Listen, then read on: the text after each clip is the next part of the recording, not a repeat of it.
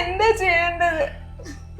എനിക്കാണെങ്കിൽ ഒരു ജോലിയില്ല, പഠിപ്പുമില്ല, എനിക്ക് നല്ലൊരു അച്ഛനും ഇല്ല, ഒരു വീട് പോലും ഇല്ല.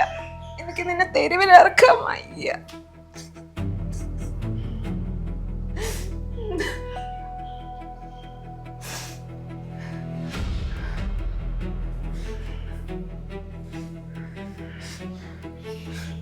നീ ആരോടാ മോളെ സംസാരിക്കുന്നേ?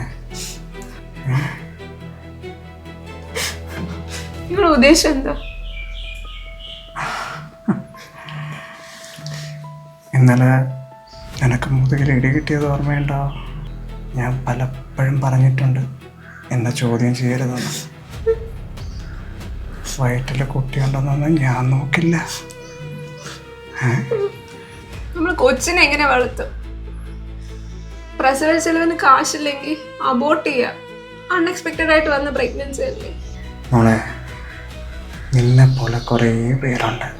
ആദ്യം സുഖം തേടിപ്പോയി കിടന്നു കൊടുക്കും.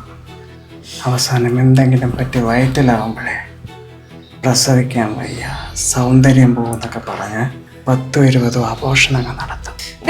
അങ്ങനത്തെ സ്ത്രീകളെ വെച്ച് എന്നെ കമ്പയർ ചെയ്യരുത്. ഞാൻ സുഖം തേടി വന്നതൊന്നുമല്ല. ഒരുത്തന്റെ സ്നേഹം സത്യമാണെന്ന് വിചാരിച്ചു, അത്രയും ഞാൻ ചെയ്തോളൂ. അതെന്നെ ഇതുവരെ എത്തിച്ചു. ഈ കൊച്ചിനെ പ്രസവിച്ച് എങ്ങനെ വളർത്തുമെന്നറിയാതെ പെരുവഴിയിലായി ഞാനിവിടെ നിൽക്കുക.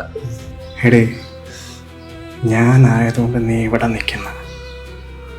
എൻ്റെ സ്ഥാനത്ത് മറ്റാരെങ്കിലും ആയിരുന്നെങ്കിൽ ഉണ്ടല്ലോ അങ്ങ് റെഡ് സ്ട്രീറ്റിൽ നിന്നേനെ. ഞാൻ നിന്നോട് പറഞ്ഞതില്ലേ നിൻ്റെ അച്ഛനോട് കാശ് ചോദിക്കാൻ? അയാൾക്ക് പെൻഷനില്ലേ, സ്ഥലങ്ങളില്ലേ, എല്ലാം എല്ലാം നമ്മുടെ പേരിലോട്ട് എഴുതി തരാൻ പറ. എനിക്ക് നാണം ഉണ്ടോടോ? എന്റെ അച്ഛൻ ഇത്രയും ദ്രോഹിച്ച് ഇറങ്ങി വരാൻ നേരത്ത് അങ്ങേരെ മുഴുവൻ സമ്പാദ്യം കൂടെ ഞാൻ ഇങ്ങോട്ട് വന്നത്. ഇറങ്ങി വരാൻ സമയത്ത് താൻ എന്ത് എന്നോട് പറഞ്ഞേ? തിരിച്ചതെല്ലാം കൊടുക്കാനല്ലേ? ഇതുവരെയായിട്ട് അത് കൊടുക്കാൻ സാധിച്ചോ? ഇത്ര ഞാൻ ചെയ്തിട്ട് ഇനി അച്ഛനെന്ന് ബാക്കിയും കൂടെ ചോദിക്കണമെന്നാണോ താൻ പറയണേ? എന്നാ വേണ്ട, ഇതിനെ വഴിയിലങ്ങ് പ്രസവിച്ചിട്ടാരെ. ഈ വീട് അടുത്ത മാസം മാറണം, വേറൊരു പുതിയ വീട്ടിലോട്ട് പോകണം. എൻ്റെ ഉണ്ടായിരുന്ന ബൈക്ക് വിറ്റാണ് കഴിഞ്ഞ മാസത്തെ ഈ വീട്ടിൻ്റെ വാടക കുടിശ്ശിക ഞാൻ അടച്ചത്. തന്നെയൊക്കെ വിശ്വസിച്ച് വീട്ടുകാരെ വെറുപ്പിച്ച് പഠിപ്പ് മുടക്കി ഇറങ്ങി വന്ന എന്നോട് എനിക്ക് തന്നെ വെറുപ്പ് വന്നു. എത്രയും പെട്ടെന്ന് തീരുമാനം എടുത്താൽ നിനക്ക് ഹോസ്പിറ്റലിൽ പ്രസവിക്കാം. അതല്ലെങ്കിൽ ഇവിടുത്തെ ബാത്റൂമിൽ പ്രസവിച്ചിട്ട് നമുക്ക് മണ്ണിട്ടങ്ങ് മൂടാം. അതും അല്ലെങ്കിൽ ചില അവളുമാർ ചെയ്യും പോലെ നമുക്ക് മുക്കിക്കൊല്ലാം. എനിക്ക് കൊല്ലണം വിചാരം മാത്രമേ ഉള്ളോ? ഞാൻ അമ്മ തൊട്ടിലും കൊണ്ടിട്ടോളാം, വേണമെന്നുള്ളവര് വളർത്തിക്കോട്ടെ. കൊച്ചിന്റെ തന്തയ്ക്കോ കഴിവില്ല. അമ്മത്തൊട്ടില് അമ്മത്തൊട്ടില് നല്ലൊരു ഓപ്ഷനാണ്. അമ്മത്തൊട്ടില്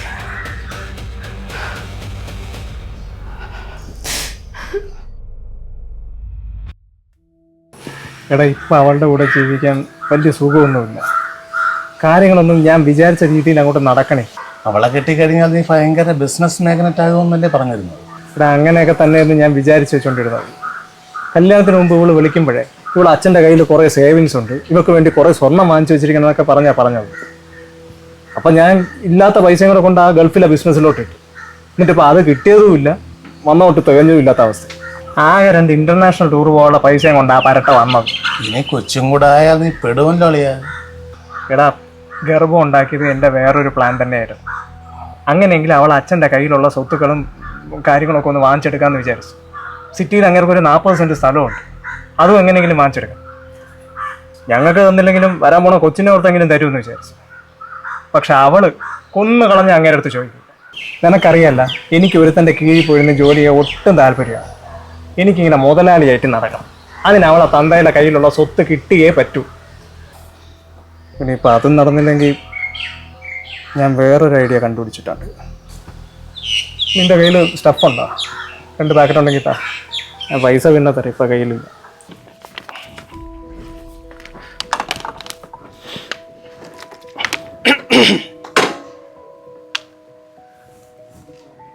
നീ എന്താ എവിടെ?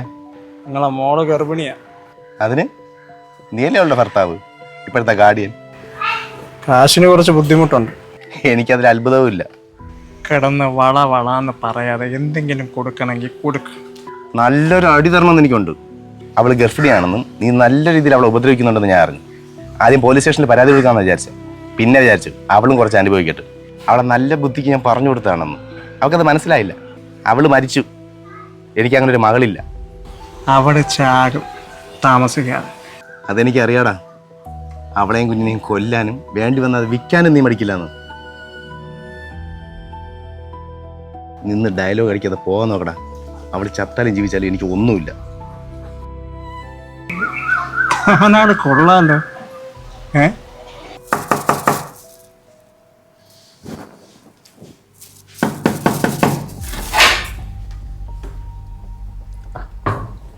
മോളെ ധൈര്യം ഉണ്ടോ? കുഞ്ഞിന് വേണ്ടിയിട്ടുള്ള എല്ലാ കാര്യങ്ങളും ഞാൻ വാങ്ങിച്ചിട്ടുണ്ട്. എന്താ ഇതൊക്കെ എങ്ങനെ വാങ്ങി?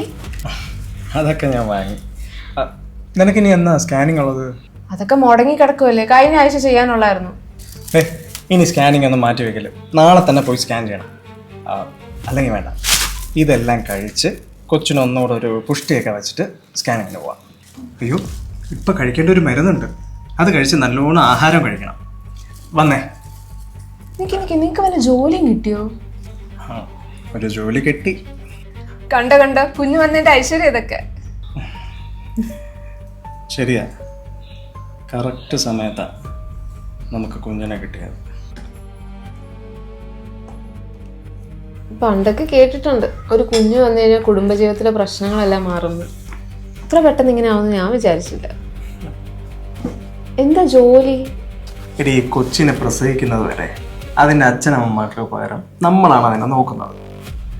സ്കാൻ ചെയ്യുന്ന റിപ്പോർട്ട് അവർക്ക് അയച്ചു കൊടുക്കണം. അവർ തരുന്ന ആഹാരം കൊച്ചിന് കൊടുക്കണം. കൊച്ചിനെ പുഷ്ടിപ്പെടുത്തണം. പിന്നെ അവർ മുംബൈയിൽ നിന്ന് മെയ്ഡിനെ അയച്ചു തരാമെന്നാണ് പറഞ്ഞത്. പക്ഷെ ആ പൈസയും കൂടെ ലാഭിക്കാൻ വേണ്ടി ഞാൻ തന്നെ നിന്നെയും കൊച്ചിനെ അങ്ങ് നോക്കാമെന്ന് വിചാരിച്ചു. എന്തൊക്കെയാ ഈ പറയണേ? ഈ കൊച്ചിന്റെ അച്ഛനമ്മയും നമ്മളല്ലേ? അല്ല, വേറൊരു അച്ഛനും അമ്മയാണ്. ഈ കൊച്ചിന് എന്തായിരുന്നാലും നമുക്ക് വേണ്ടല്ലോ. അതുകൊണ്ട് ഞാൻ ഇതിന് മുംബൈയിലുള്ളൊരു കപ്പിളിനെ വിറ്റു. വിൽക്കാനോ? ഇതെന്താ പൂച്ചയെ പട്ടിയാണോ? ഇത് നമ്മുടെ കുഞ്ഞാണ്. എടി, എന്തായിരുന്നാലും ഈ കൊച്ചിനെ നമ്മൾ നോക്കാൻ പോകും. നീ ഫ്രീ ആയിട്ട് അമ്മത്തൊട്ടിൽ കൊണ്ടാക്കാൻ പോവല്ലേ? നമുക്ക് എന്തെങ്കിലും ഒരു ഉപകാരം വേണ്ടേ? അതുകൊണ്ട് ഒരു 9 മാസത്തേക്ക് നിന്റെ ശരീരം നമ്മളൊന്ന് വാടിക്കോളും. പേപ്പറൊക്കെ അവർ പൈസ കൊണ്ടെല്ലാം സെറ്റാക്കിക്കോളും. മോടേക്കോ? തനിക്ക് എന്തിന്റെ പ്രശ്നമാണോ?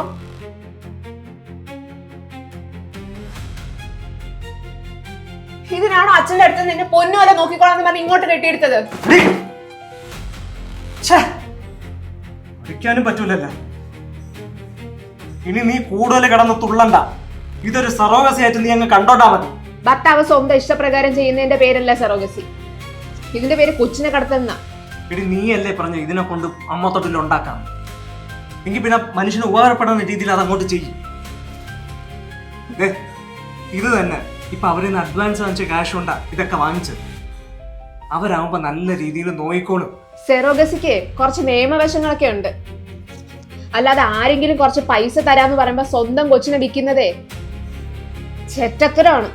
തന്റെ കഴിവില്ലായ്മയാണത്. എടി, ഇങ്ങനെ വളർത്താൻ കഴിവില്ലാത്തതുകൊണ്ടും പല പെണ്ണുങ്ങളും കൊച്ചുങ്ങളെ എറിഞ്ഞു കൊല്ലണതും കുഴിച്ചു മൂടണം. ഉപകാരമുള്ള രീതിയിൽ കൊച്ചിനെ കൊടുക്കാന്ന്. അതാവുമ്പോ നിനക്ക് അബോർഷൻ ചെയ്യാൻ വേണ്ട. എടോ, ഇതൊക്കെ നിയമവിരുദ്ധമാണോ? എടി, അതൊക്കെ അവര് നോക്കിക്കോളും. ഞാൻ നിനക്ക് അവരെ ഫോൺ വിളിച്ചു തരാം. നീ ഒന്ന് അവരടുത്ത് സംസാരിച്ചാൽ മതി. എനിക്ക് ആരോട് സംസാരിക്കാൻ?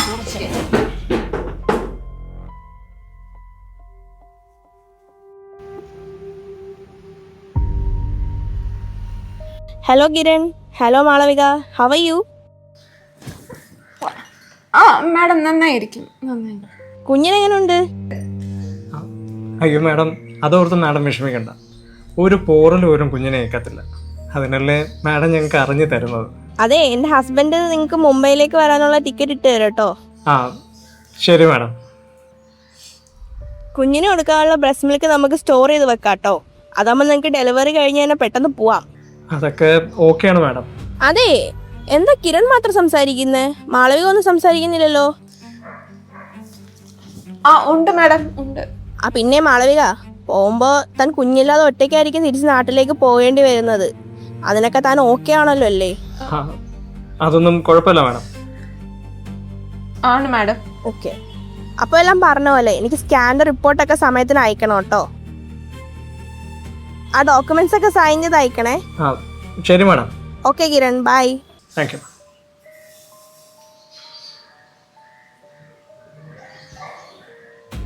നിനക്ക് എന്നടി പറയാത്ര ബുദ്ധിമുട്ട്.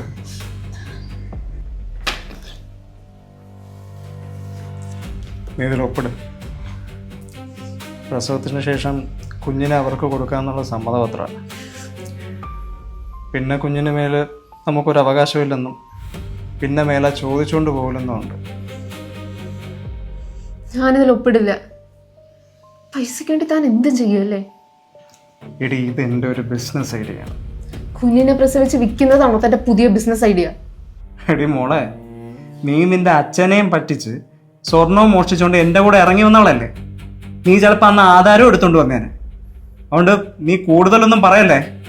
ഒപ്പിടറേ അങ്ങോട്ട്. ഇല്ലെങ്കിൽ എനിക്കറിയാം നിന്നെ എങ്ങനെ കൊണ്ട് ഒപ്പിടിപ്പിക്കണം എന്നുള്ളത്.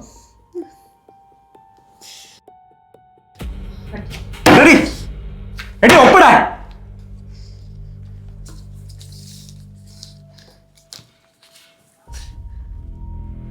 എടി, കൊച്ചിനെ അവർക്ക് കൊടുക്കാനുള്ളതായതുകൊണ്ടാണ്.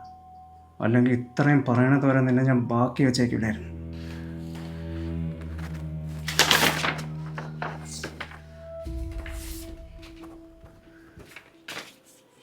ഹലോ അച്ഛാ. അച്ഛൻ മാളുവാണ് അച്ഛാ. അച്ഛൻ എന്നോട് ദേഷ്യമാണ് വെറുപ്പാണെന്നൊക്കെ എനിക്ക് അറിയാം അച്ഛാ. പക്ഷെ എന്നോട് ക്ഷമിക്കണം, എനിക്കൊരു തെറ്റ് പറ്റിപ്പോയി. ഓ ആണോ? ആ, അവനെ നിനക്ക് നന്നായിട്ട് അറിയാലോ അല്ലേ. ആ അറിവ് വെച്ചങ്ങ് ജീവിച്ചാൽ മതി. അങ്ങനെ പറയല്ലേ അച്ഛാ. പൈസക്ക് വേണ്ടി എന്തും ചെയ്യും ആ സൈക്കോ. എനിക്കിവിടെ പറ്റില്ല അച്ഛാ. അത് സാരമല്ല, സ്നേഹിച്ച് അവനെ അങ്ങ് മാറ്റിയെടുത്താൽ മതിയല്ലോ. സോറി അച്ഛാ.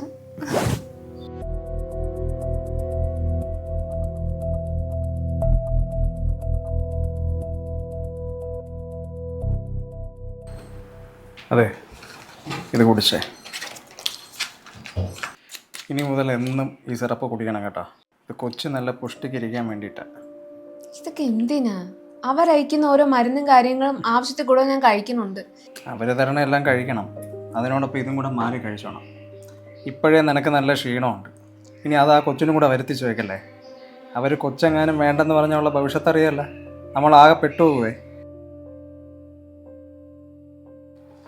നീ കൂടുതൽ ആലോചിച്ചുകൊണ്ടൊന്നും ഇരിക്കണ്ട, അങ്ങോട്ട് കുടിച്ചേ.